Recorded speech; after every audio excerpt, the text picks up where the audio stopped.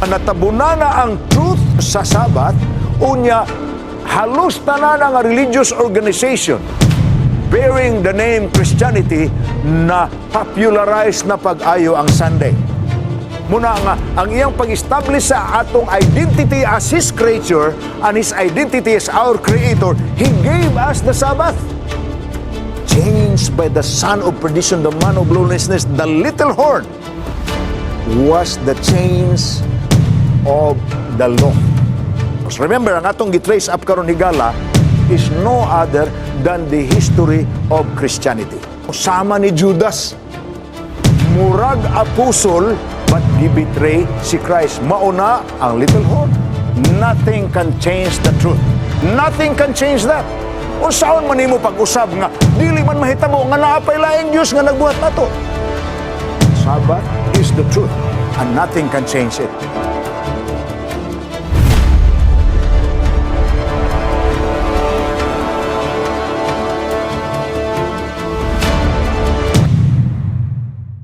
Ako sa ilab-a sa inyong hunahuna ang atong nahunungan sa kagahapon.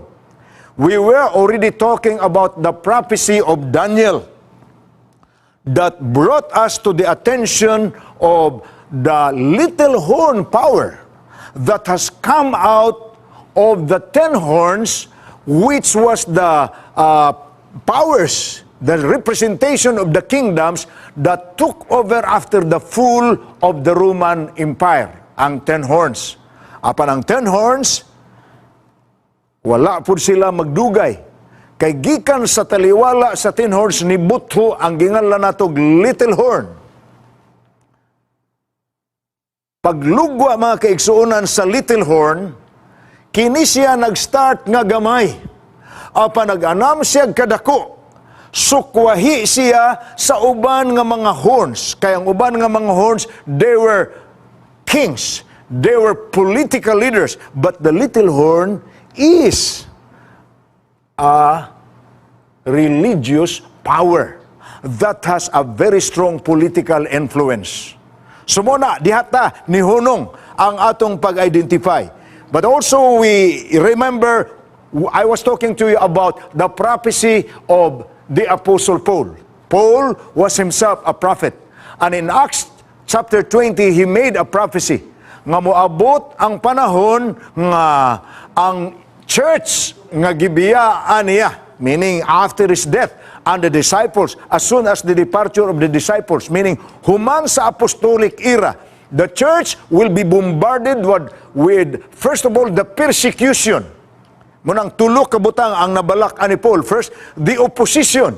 Ang persecution nga, ang persecuting power, which was the Roman Empire, they were persecuting the Christians during the 1st century.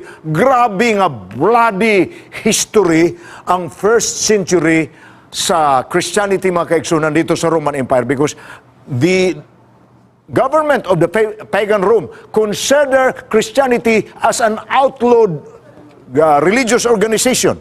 So illegal ang ilang religion. Ikaduha nga prophecy ni Paul, matud pa niya, dili lamang kay ang wolves nga mo attack sa flock, which is persecution, kundili doon na po'y apostasy.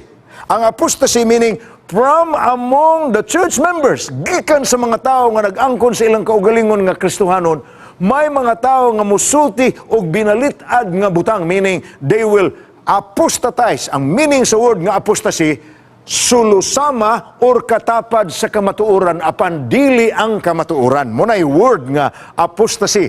Ang iyang religious nga kahulugan, sama nakigtapad sa kamatuoran apan dili mao ang kamatuoran. Mo nang atong gigamit nga term, kadtong term nga gigamit ni Paul pag-describe sa magpasiugda ni ini nga gahom nga gingalag little horn sa Daniel 7 apan gingalan niya og man of lawlessness sa 2 Thessalonians og son of perdition. Atong gihatag ang illustration because the word son of perdition was used in the Gospels to describe Judas. Because Judas appeared to be a follower of Christ. But Judas betrayed Christ. Mauna siya ang meaning sa son of perdition. Ikatulo nga panagana ni Paul, kanang gingalan niya the falling away from the truth. there is a falling away from the truth. Ang kamatuoran nga labas gikan sa kamot ni Ginoong Hesus giwali sa mga tinun-an ni ining panahona giusab ang maong kamatuoran. Sa Bible gingalan na and the truth was cast into the ground. Muna ang ato na nang gisgutan ang pasidaan ni Paul.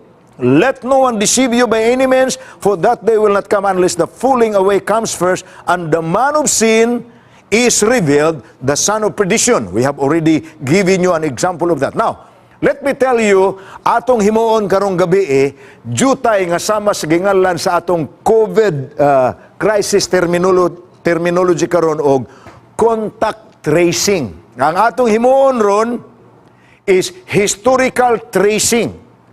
If the popularity of Sunday has covered up the truth about the Sabbath, we will discover why this Sunday has become so popular and has become so popular around the world, just like the COVID virus today.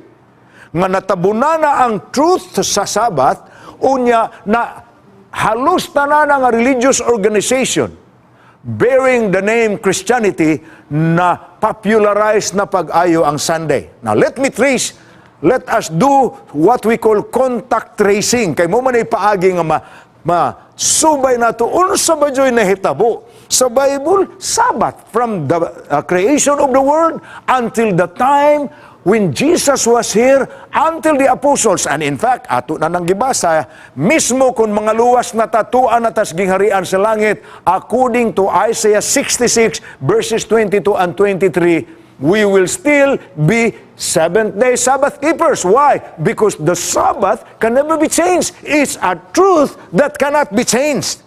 But why is it that Sunday has been spreading around the world and it has become so popular? Muna atong topic karon, the popular versus the truth.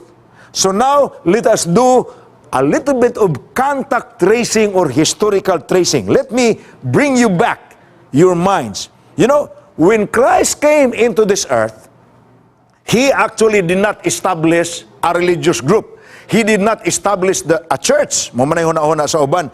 Christ kuno is the founder of Christianity. No, He did not He did not establish a church. He was only trying to preserve a special people He has chosen by calling them to be different from the rest of the ungodly and the unbelieving people of the then known world. That was, of course, the pagan Roman Empire, which included the territories of Israel, Greece, Egypt, etc. nga karon ginatawag nato og Bible lands. Kana nga kasaysayan mga kaigsuonan, nagpasabot na nga wala actually si Christ mag-establish og religion. Na may mga tao niya daan dito pa sa Old Testament. Ginganla na sa history sa Old Testament, in the history of religion, God has always separated from Himself a special group of people to preserve a genuine faith in Him as the one and only true God. In the Old Testament, He called the Israelites as His chosen people. Muna nga, ang atong Bible is an Israelite or Jewish or a Hebrew product because it's Hebrew history. Ang gisubay nga kaagi sa gospel of salvation, the story of redemption, is the story of God's people. Unya mga kaigsunan mo ni ang nahitabo. The term church is a word found only in the New Testament because it is translated from the Greek word ekklesia, a word which literally means called to come out of. You see, wala na magpasabot nga walay katawhan ang Dios, walay iglesia ang Dios sa Old Testament. There was. But the word ekklesia is not found in the Old Testament. The chosen people lang ang terminology dito. Kaya ang word nga ekklesia, as I told you, kinigong Bible na ito mga kahigalaan, duharaman ka pinulungan ang original ni ini. The Old Testament was written in Hebrew and the New Testament was written in Greek. O kanang word nga atong gihubad karon og church, ekklesia kana sa Greek. And it can only be found in the New Testament because it's the New Testament that was written in Greek. Bisan sa Latin Vulgate nga Bible, which is one of the oldest versions of the Catholic Bible nga gingalan natog Latin Vulgate, nag-include sa Old Testament, dili ka kabasa sa word nga ecclesia sa Old Testament because it's not there. God's chosen people were just simply called a people called out. Called out from where? Atong tagaan example. Tagaan tamo example ha. Abraham was called to come out of Ur of the Chaldees. God wants to preserve the man who honored him, to recognize him as creator, who recognized his lordship. That was Abraham. Og dito sa Ur, ang iyahang parents, ang iyahang amahan og ang iyahang apuhan, si Nahor og si Terah. Pulos na mga idolaters. So God called Abraham, pahilayo, come out of Ur. You go to the promised land I have promised to you. Munang, ang God's people has always been a history of people called to come out aron ma-preserve ang faith in God. Now, another example, the Israelites in Moses' time, they were called to come out of Egypt. Nga naman sa Egypt, naanod na sila sa pagkakalibutannon sa mga Ehiptohanon. Busa, gipalugwa sila sa Diyos, called to come out of. During the time of Daniel, they were called to come out of Babylon. Because Babylon, again, just like Egypt, has influenced the people of God into forgetting the Creator God. And during the time of the New Testament, the Jews and the Gentiles in the first century were called to be separated from three large religious enemies: Roman paganism, Greek Gnosticism, and Jewish fanatical Judaism. So inyong makita mga igsoon nga ang katawhan sa Dios from Old Testament until the time of Christ were a people called to come out of, because that's the meaning of the word ecclesia. Taken from the Greek word, two Greek words, ek, meaning out of, and kaleo, which means called to come out of. Mauna ang katawhan sa Diyos, mauna ang ecclesia. Now, after Christ's death and resurrection, His followers and believers were not yet called Christians. Pagpahawa ni Ginoong Hesus, pagkayab na niya sa langit, mabasa nimo sa Book of Acts, dili Christians ang ilang ngalan. They were called followers of the way. Makuha ka na nga ngalan sa pinulungan ni Ginoong Hesus nga gisulti niya sa John 14 verse 6. I am the way, the truth, and the life. No one cometh to the Father except through me. Muna nga ang nituo niya, ang disciples, ang apostles, ang believers in the New Testament, they were first not called Christians. They were called followers of the way. Basahon na nato ang pipila ka text. Acts chapter 19 verse 9. But when divers were hardened and believed not, but spake evil of the way before the multitude. Kung tanaw ninyo ng pulong nga, the way, sa inyong Bible karon, kung naamo mo open sa inyong Bible right where you are in your homes now, makita ninyo nga ang word the way is capitalized. You know, of course, what's the rule in grammar? I-capitalize lang ang word kung kana siya proper noun. It's a name. But spake evil of the way, capital, before the multitude. He departed from them and separated the disciples, disputing daily in the school of one Tyrannus. And verse 23, the same time there arose no small stir about that way. Dunay kagubot sa taliwala sa katawhan sa Dios nga nakapaukay sa katawhan nga gingalan og ang mga sumusunod sa dalan, followers of that way. Acts 24 verse 14, muna'y klaro gyud kaayo nga ang the way giisip nga sikta. Muna'y ang gisulti sa Acts 24:14. But this I confess to you, that after the way, notice again, the word way is capitalized. After the way which they call a sect, religious organization, pundok relihiyoso, sikta sa ato karon, relihiyoso nga pundok, sista, relihiyon, denominasyon.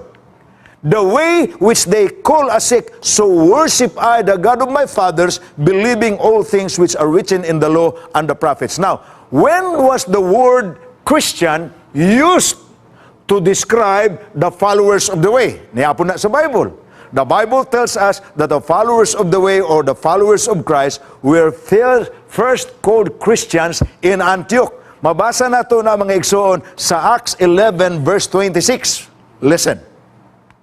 And when he had found him, he brought him to Antioch. This is in reference to Barnabas looking for Paul.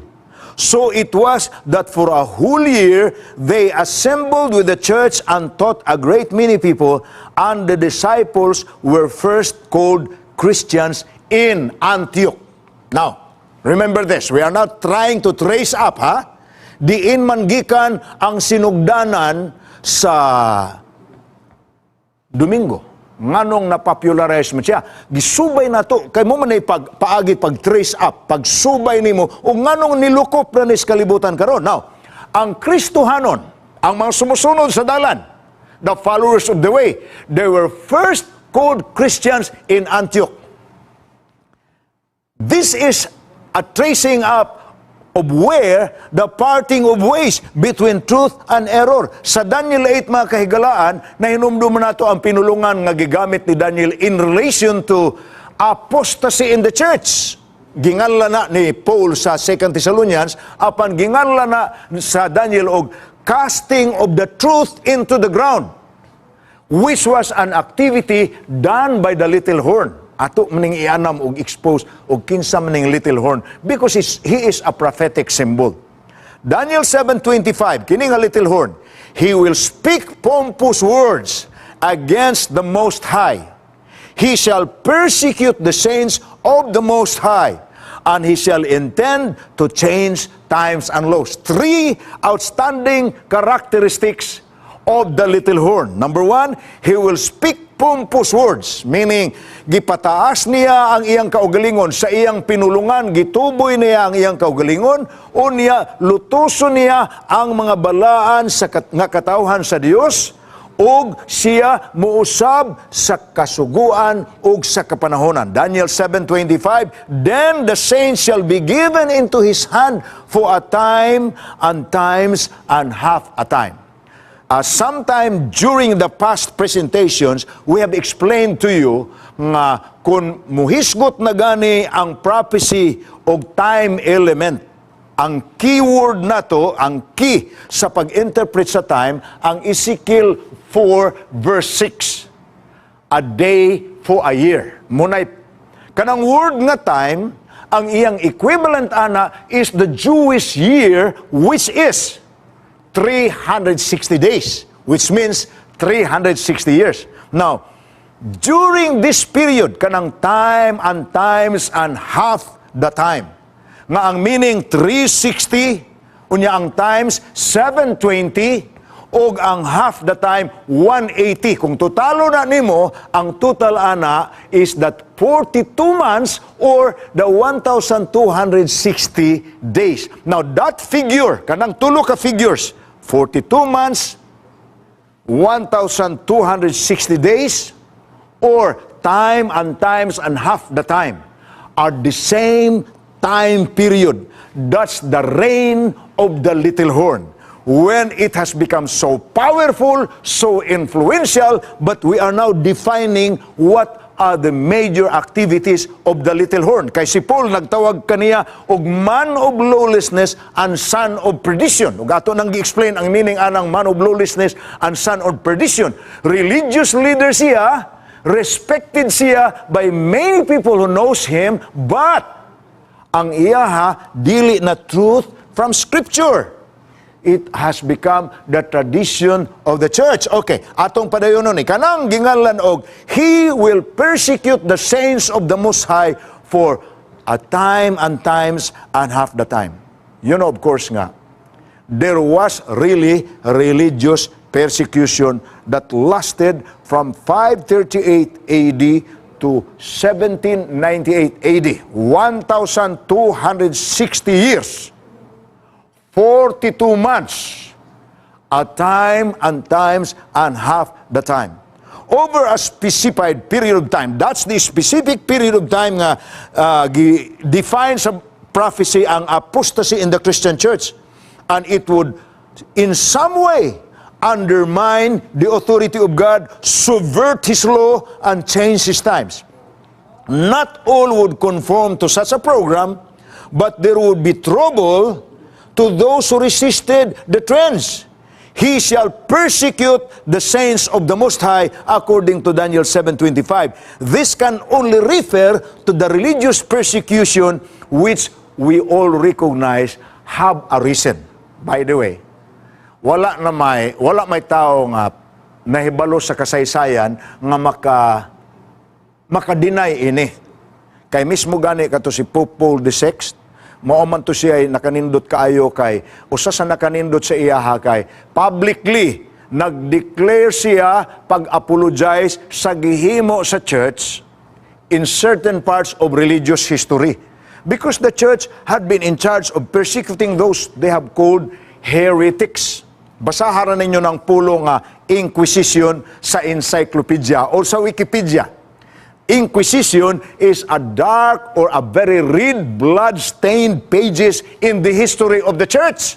Kaya ang church nag-persecute sa believers that did not adhere with what the church taught. Munang gingalan sila heretics because they believe in the Bible, they believe in God, they respected the Word, but they did not accept the traditions of the church. And in history, the Inquisition has run after that. What is the Inquisition? It's a religious court system that judged those who were called heretics, confiscate their properties, and even burn them at the stake. Muna akong giingon ninyo nga, this part of history is red blood stain. Munang gi-apologize in tao na sa leaders nga, let us forget those, let us face what is ahead of us instead of looking back. Now, atong subayo ni, gikan sa pag-create sa Ginoo, ang iyahang authority gipakita gyud kanato. The Bible continually appeals to the fact of creation to establish our identity with the true God. Muna nga, ang iyang pag-establish sa atong identity as His creature and His identity as our Creator, He gave us the Sabbath. Now, one of the major truths that was changed by the son of perdition, the man of lawlessness, the little horn, was the change of the law. Okay, atong padayon na. Ang law, matod pa sa Revelation 14 verse 7, nag-ingon ang gospel nga i-preach nato around the world. Ang first angel's message ni, fear God, give glory to Him, for the hour of His judgment has come, and worship Him who made the heaven and the earth and the sea and springs of water. The main reason why only God deserves to be worshipped and nobody else is His creatorship. But according to our study today sa atong historical, social tracing, nganong nisod ang popularity, because it has been prophesied nga the little hole will change times and laws. God's right to be worshipped, the authority of His law, is built on the fact that He made the physical world as well as man. The Christian church would usurp God's authority and shall intend to change times and laws. Remember, ang atong gitrace up karon higala is no other than the history of Christianity. The people who believed in God. Sa Old Testament, Israelites, chosen people, but they were called to come out to preserve a belief in God. In the New Testament, they were still a people, a special people, who went against the three giant religious movements: Roman paganism, Greek Gnosticism, and Jewish fanatical Judaism. Mao na ang iyang kalaban. Apan kini nga gamay nga pundok, the people called to preserve God's law, to preserve belief in the Creator God, gi-persecute, matod pa ni Paul sa Acts chapter 20. Ang wolves dili mo spare kanimo, not sparing the flock, but after that, na ay teachers gikan sa taliwala nimo, sama ni Judas.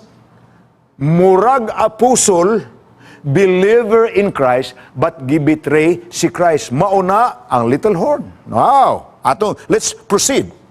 The laws referred to nga gi-change, times and laws nga gi-change, Mao mga ikaigsuunan ang Ten Commandment law, the law. This automatically were changed when one kingdom succeeded another. It must have reference to the eternal laws of the Most High. Because to meddle with Christ's law in a very real sense is speaking great words against Him. Ang pag-usab sa kasuguan sa Dios mura man gunag pagyatak sa iyang pagka-sovereign sa ato, ibabaw nato tanan. So the church, that's the Christian church, in early part of history, presumed to attempt the changes. Nahinomdumi ang giingon sa Bible. God did not change His word. Psalm 89:34. My covenant, matod pa niya, ang akong pakigsaad, ang akong pulong, I will not break, nor alter the word that has gone out of my lips. As far as God is concerned, He is not going to change His law. He is not going to change His commandments. He is not changing His covenant. So, sa Exodus 20, ato na ning gibasa, ang fourth commandment, which unfortunately, the only part of the Ten Commandments nga gisalikway sa labing daghan sa mga Bible-believing Christians, apan giangin na nila ang pagsulti nga, we do not need to keep the law. When in reality, what they are trying to say is, we do not keep the Sabbath because they are keeping all other 9 of the laws in the Ten Commandments. As we have already discussed, ang law of the Sabbath, remember the Sabbath day to keep it holy. So, ang law sa Sabbath, gibless na sa Ginoo, ay gina ninyo kalimti. Because according to verse 11 of Exodus 20 verse 8, therefore the Lord blessed the Sabbath day and hallowed it. Gisubay na ang Genesis 2, 1 to 3. The heavens and the earth and all the hosts of them were finished. And on the seventh day, God ended His work which He had done, and He rested on the seventh day from all His work which He had done, then blessed the seventh day and sanctified it, because in it He rested from all His work which God had created and made. And we have already tried to trace up, kay historical tracing man contact tracing. Wala maputol ang keeping of the Sabbath. Prophets, kings, patriarchs, apostles, they did not break. It was established in Eden at the beginning of creation, and it will be restored. It is still going to be observed even in the restored Eden, Isaiah chapter 66 verse 23. So ang ato dako pangutana ron in the remaining few minutes to finish our spiritual surgery is to answer the question, how and when did the change of the Sabbath took place? Kanus ama nahitabo ngano man nga ang Sabbath, ang pag-ilas sa Dios nga maglalala nga gihatag niya sa tao aron mahimong ilhanan taliwala niya og nato, na unpopular naman. Nganong ang popular mo na may nilukop sa kalibutan. We are going to trace that up today. The Christian church, again, the one that the people of God were first called Christians in Antioch. Okay, let me now bring to you, by the way, let me introduce to you today a certain author. An author who has written 7 books related to the biblical Sabbath. He was a scholar of the Pontifical Gregorian University. That's the university of the big church in Vatican itself. It's called Pontifical Gregorian University, named after Pope Gregory. It's the existent university for those who pursue doctoral studies in deep theology and religious history, and it's found right there in Vatican. One graduate was a man whose name is Dr. Samuele Bakyuke. When he graduated in 1967, he was an academic scholar who received the gold medal from Pope Paul VI himself.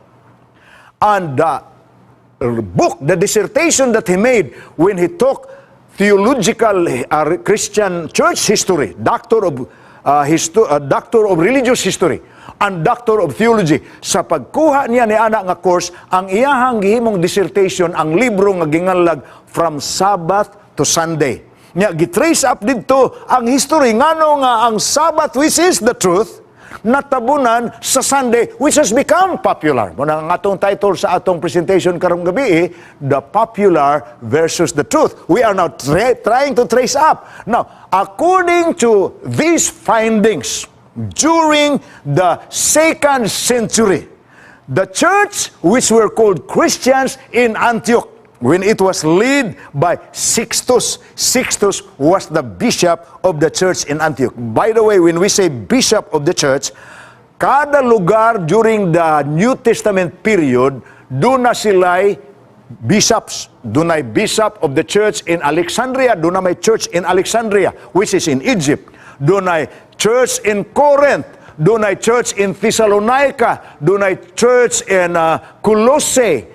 Ang kining Church of Antioch, where the people were first called Christians, according to Acts 11:26, ang iyahang bishop dito, si Sixtus, the bishop or the papa of the church, during the time, he was already leading. He began the process that ended the transference of the day of worship.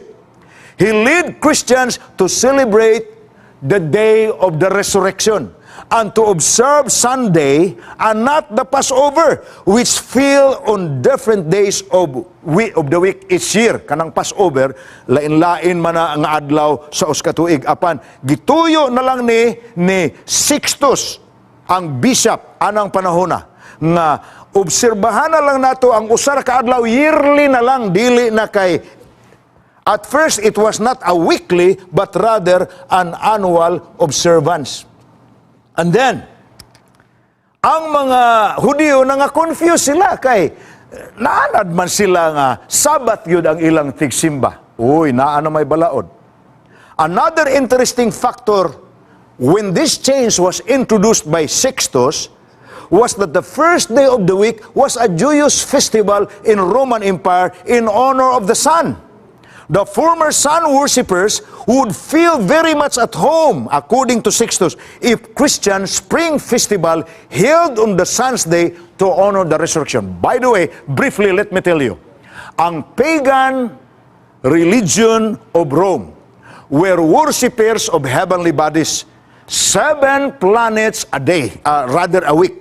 Ang sun mo ilang gi-worship sa first day of the week, mo nang gingalan na karon og Sunday. Ang Monday, worshiping the moon kana. Moon's Day man ang original nga ngalan niya ana. Ang Tuesday, worshiping of Mars kana. Munang sa atong pinulungan karon gingalan ta na siya Martis sa pinulungan nga Katsila, which was another European language. O ang Merkulis or Wednesday was dedicated to worship Mercury. Just as the name is very close. Dili man ni coincidence. We are trying to trace up to you the days of the week in your calendar. You can read that in historical books. You can read that in encyclopedias. But these are the pagan gods of the pagan Romans.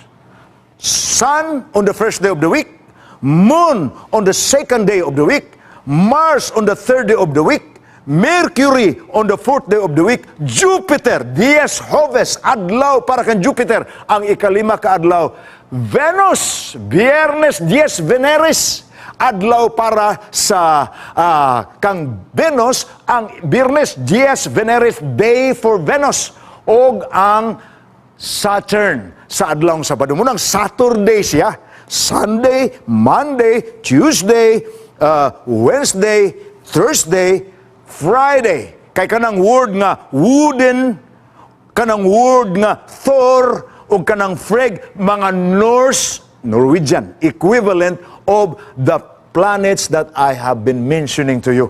So, kanang pito ka adlaw, kada adlaw anang simanaha na sila worship, but the greatest is the worship of Sunday, because that's what the real name of Roman paganism is.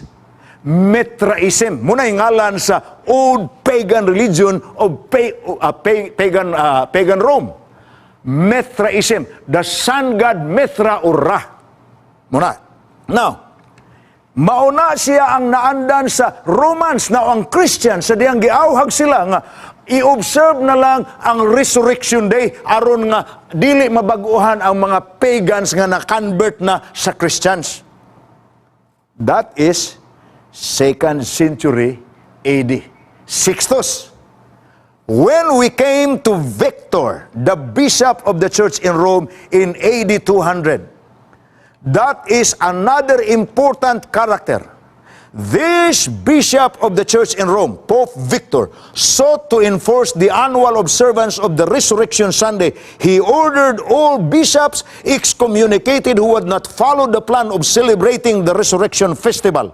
Sunday observance was the vehicle the Bishop of Rome used in his attempt to gain control of the church. Ni anang panahon na, ang church nag-anam ka-powerful. Ang head of the church, which was the bishop in the church in Rome, was now trying to show nga ang iyang influence is larger than the king of Rome itself, the emperor of Rome itself. Until finally, years later, in AD 321, the guy who professed to have accepted Christianity just before his death, prior to his death, si Constantine the Great, in 321 AD, particularly on the March 7, 321, siya ang nag-impose ni ini nga sugo nga nailhan sa kasaysayan karon og the first legal Sunday keeping law. Mabasa na nato atong karaang libro sa World History nga Ancient Past and Old Times and Ancient Past, kana apan naa kini nga libro nagsulti ni ini nga pinulungan. On the venerable day of the sun, let the magistrates and people residing in cities rest, and let all workshops be closed. So from Sixtus during the 100 plus AD to Victor in 200 AD to Constantine in 312 AD, you can see the popularity of the keeping of Sunday to honor the resurrection of Christ has gained popularity within the Christian church. So, ang mga kabataan nga nangatao nga Christians, ang ilang nahibawan ang pagsimba na sa adlaw. Adlaw sa adlaw, the day of the sun. But ang ilang pagsimba, dili ang adlaw ang ilang gisimba, kay Christians naman sila. Gigamit lang ni ini nga mga leaders, both sa church o sa empire. Sixtus, Victor, and Constantine. Gigamit lang nila aron ang converts gikan sa paganism, muduyog sa Christians. In a way, gikompromise ba ang pagtuo para nga sayon dawaton sa pikas, sayon po dawaton sa pikas? Nasilyuhan ka na nga change mga kaigsuonan with Theodosius the First, the bishop of the church in Rome in the year 386 AD. Ni ana nga tuig sa 386 AD, si Theodosius misugo niini nga pinulungan, no person shall demand payment of either a public or private debt on Sunday. So si Theodosius I kana sa 386, apan si Theodosius II sa AD 425 turned the attention of the sporting activities of his people and forbade all amusements, both circuses and theaters on Sundays. Matod pa niya, kanang atong dako diha nga arena, the Roman arena, ang kanang gingalag amphitheater, kung whatever is the term for that right now, the Roman Dome, ang karaan kaayo nga original nga gym type nga entertainment center, kana naapa ang ruins ana sa Rome karon. Ni anang panahon na ang bishop of the church asserted wala nay mohimo sa entertainment diha sa amphitheater panahon sa Domingo. The Roman church at the time sees that in the change that they have implemented, they have demonstrated the power of the church. Meaning, ang change naabot by the power of the church rather than fulfillment sa prophecy ni Daniel sa Daniel chapter 7. Dili. Kung sa ato karon nga nagtan-aw, ang atong nahibawan ang prophecy ni Daniel, there will be a change in the times and in the laws. Karon, kanang low lang, ha? Pagka-popular naman gyud sa TV, Filipino TV. Well, I can understand why people do that. Because they were told from the very beginning, kanang word nga, kanang title sa drama nga, ginganlag, ang ika-anim na utos. By the way, thou shalt not commit adultery. Hindi ka makikiapid sa hindi asawa mo. Kana nga term, dili in tao na ika-anim na utos. But the church changed that some time ago because the church removed, rather split, giwala ang commandment number 2. Giwala ang commandment number 2. Tanawan ninyo diha sa church. Giwala. Pagkawala sa commandment number 2, gisplit ang commandment number 10. Ang thou shalt not covet. Thou shalt not covet. Ang 9, thou shalt not covet thy neighbor's wife. Ang 10, thou shalt not covet thy neighbor's properties. Kaya giwala ang commandment number 2. Nga naman, kaya ang commandment number 2 forbids people in bowing down to images. That's again part of the change. You just used to. AD 425. The church was recognized as powerful. It does agree, however, that the Sabbath was changed and gradual process over several centuries on church was because of the authority of the church. Remember, authority of the church, tradition of the church, rather than teachings of the Bible. Now, you may want a little bit, na gikan na gini, kini genuine na gini nga libro. This is the book Converts Catechism, or Christians, the Catechism of the Christian Religion. Nia ang kini nga libro. Mabasa nimo ni sa page 174 kay question and answer man nga libro. Question nga mabasa nimo ni anang libro, A Doctrinal Catechism, page 174. Question says, have you any other way of proving that the church has power to institute festivals or precept? Naa pa ba mo'y laing ikadugang sa pagpamatuod nga ang gisugo sa church nga mga pista, mga sulundon, mga edicts? Naa pa ba mo'y laing pamatuod nga pwede na himuon sa church, ibabaw sa Bible? Niya ang tubag. 174. Had she not such power, she could not have done that in which all modern religionists agree with her. She could not have substituted the observance of Sunday, the first day of the week, for the observance of Saturday, the seventh-day Sabbath, a change for which there is no scriptural authority. Unsay buti pasabot ana? Kini nga passage sa Doctrinal Catechism book, which is not our book, is the book that belongs to the big church. Nag-angko ni nga ang iyahang power to change and introduce festivals, introduce precepts by the edicts of the highest in the religious organization.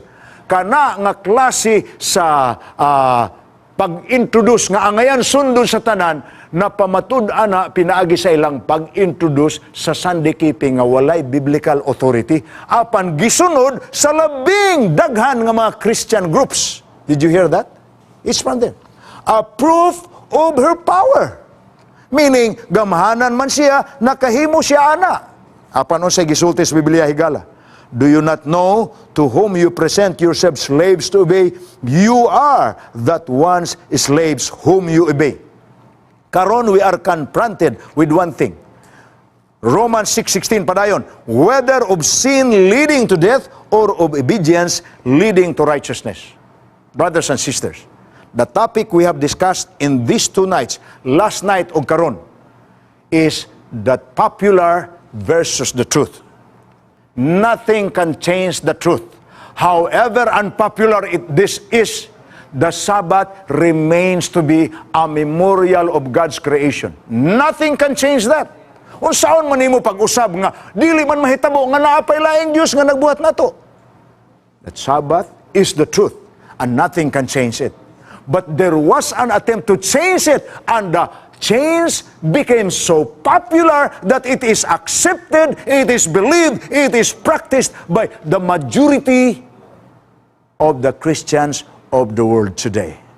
Now, the question that we have today is, where does your loyalty belong? God has sent a message to the last generation, you and me, to prepare us for His soon return. The issue in this final conflict is loyalty.